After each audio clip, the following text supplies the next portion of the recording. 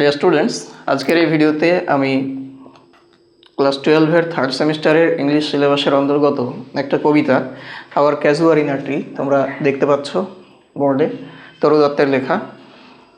কবিতাটার last যে অংশটুকু পড়তে বাকি ছিল আমার পড়াতে, সেটুকু পড়াবো। অলরেডি বেশিরভাগ অংশটা পড়ানো হয়ে গেছে।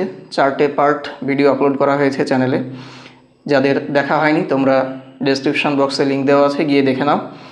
এখান থেকে তোমাদের পরীক্ষাতে এমসিকিউ কোয়েশ্চেন হবে 5টা, জানো তোমরা। টেক্সটটা ভালো করে পড়া দরকার। তো চলো ভিডিওটা শুরু করি। যারা ক্লাস 12-এর থার্ড সেমিস্টারে পড়ছো তাদের জন্য ভীষণ গুরুত্বপূর্ণ, প্রথম থেকে মনোযোগ সহকারে দেখো না টেনে। আমরা লাস্ট যে লাইনটা পড়েছিলাম সেটা হচ্ছে ওয়েন আর্থ লে ট্রান্সড ইন এ ড্রিমলেস সুন। এই সুন পর্যন্ত পড়ানো হয়েছিল আগের ভিডিওতে। আজকে যেখান থেকে শুরু করব সেটা হচ্ছে এই লাইনটা, and every time the music rose. এই লাইনটা থেকে শুরু করব। চলো শুরু করা যাক। And every time the music rose, এবং প্রত্যেকবার মিউজিকটা বেজে উঠেছিল, মানে সুরটা বেজে উঠেছিল। বিফোর মাইন ইনার ভিশন, আমার মনশ্চক্ষে। ইনার ভিশন মানে হচ্ছে মনশ্চক্ষু বা অন্তর্দৃষ্টি। আমার অন্তর্দৃষ্টিতে রোজ এ ফর্ম সাবলাইম, একটা মহান গঠন, বা সাবলাইম মানে মহান, একটা মহান ফর্ম বা গঠন ভেসে উঠেছিল আমার মনস্তক্ষে। দাই ফর্ম, সেটা ছিল তোমার আকার বা তোমার গঠন, তোমার আকৃতি। ও ট্রি, হে গাছ, as in my happy prime, যেভাবে আমি আমার খুশির বা সুখের দিনগুলোতে আই স দি, তোমাকে আমি দেখেছি। তাহলে আমি যেভাবে আমার সুখের দিনগুলোতে তোমাকে দেখেছি, সেইভাবেই বা সেই আকৃতিতেই তোমার প্রতিচ্ছবি বা তোমার আকৃতিটা আমার মনস্তক্ষে ভেসে উঠেছিল যতবার ওই শব্দটা বা মিউজিকটা বাজছিল ততবার।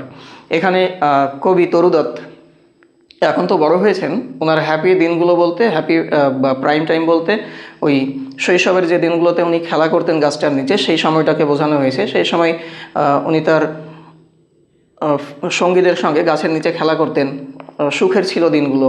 তো গাছটাকে তখন যেভাবে দেখেছিলেন, যে আকৃতিতে, কবির মনস্তক্ষে গাছটা এখনও সেই রূপেই ভেসে ওঠে, সেই আকৃতি নিয়েই, কোনো চেঞ্জ হয়নি। যদিও কবি এখন বড় হয়েছেন, টাইম অনেকটা চলে গেছে, কিন্তু কবির কাছে গাছটার আকৃতি সেভাবেই ভেসে ওঠে।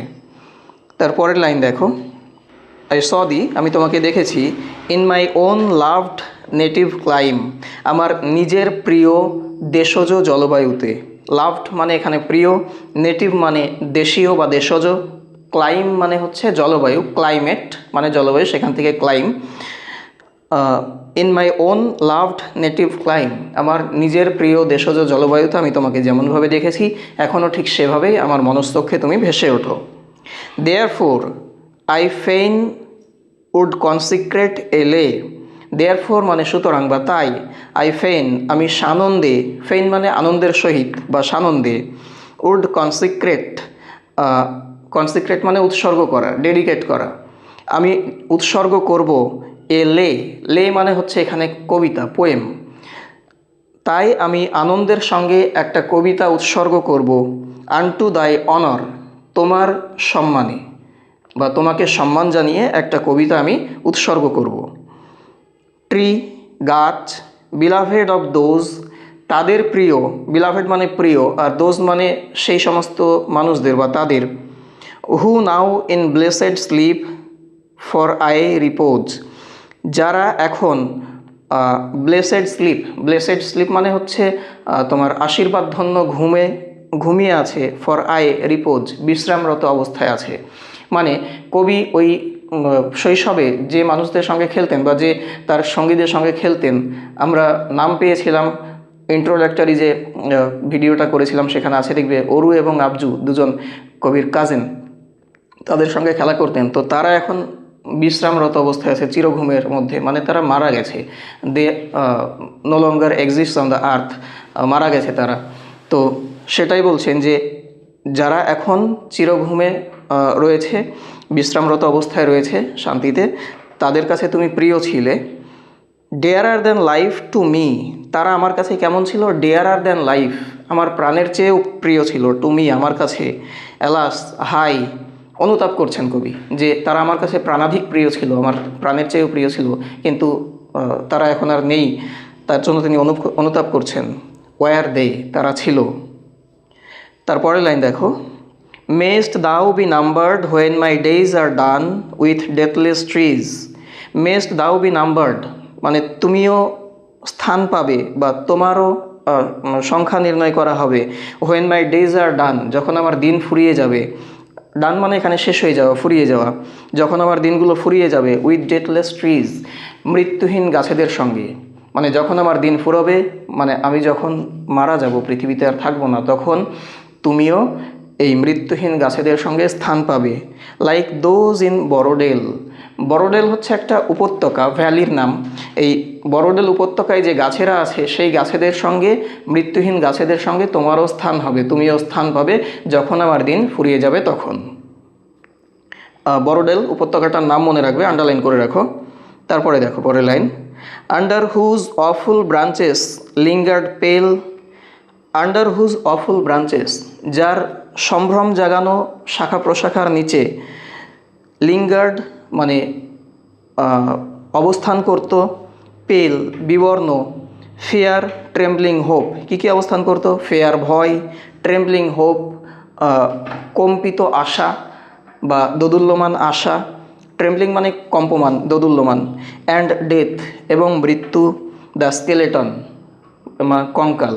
স্কেলেটন মানে হচ্ছে কঙ্কাল। তাহলে fair, trembling hope, death, skeleton এগুলো ওই গাছের শাখা প্রশাখার নিচে অবস্থান করত।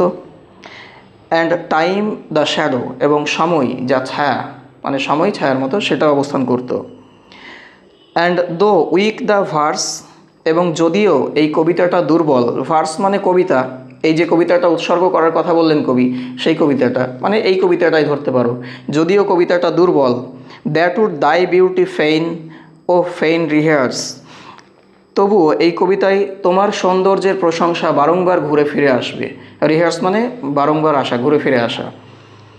মে লাভ ডিফেন্ড দি, ভালোবাসা তোমাকে রক্ষা করুক, ফ্রম অবলিভিয়ান স্কার্স, বিস্মৃতির অভিশাপ থেকে। অবলিভিয়ান মানে হচ্ছে বিস্মৃতি, বিস্মৃতির দেবী আর কি, যে সব কিছু ভুলিয়ে দেয়।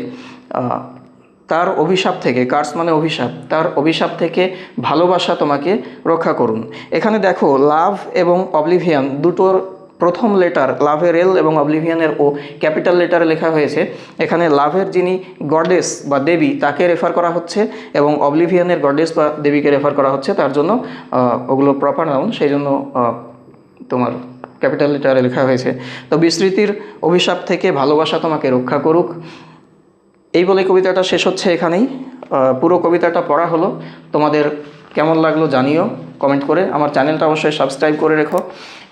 এই কবিতাটা থেকে তোমাদের 5 নম্বরের এমসিকিউ থাকবে জানো। আমার যে ভিডিওগুলো আমি আপলোড করেছি সেগুলো প্রথম থেকে একদম পার্ট 1 থেকে পার্ট 5 পর্যন্ত দেখে নাও, তাহলে এখান থেকে আর কোনো সমস্যা তোমাদের থাকবে না এক্সাম প্রিপারেশনের জন্য।